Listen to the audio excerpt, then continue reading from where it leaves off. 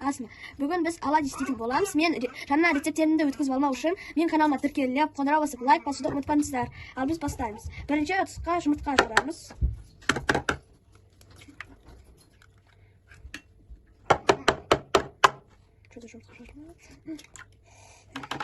Жұмыртқа саламыз. 4-5 қасы қант саламыз.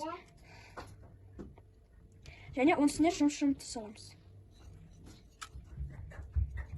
Енді оларды араластырамыз.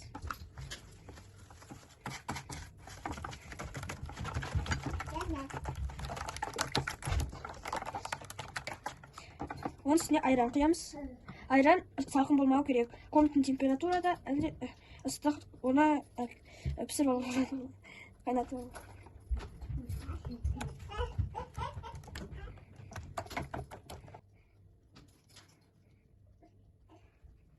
Тесто былай болып шығады. Қаймақ сатып алып шығу керек. Енді ең соңында оған ас содасын саламыз. Және де араластырамыз. Біздің оладьи үлкен күшті болып пісу үшін оны 15-20 минутқа қоямыз.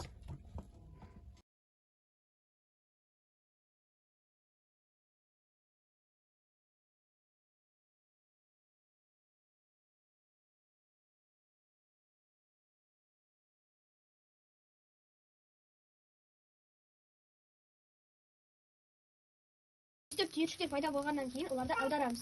Міне біздің оладьи дайын болды. Өте дәмді болып шығады.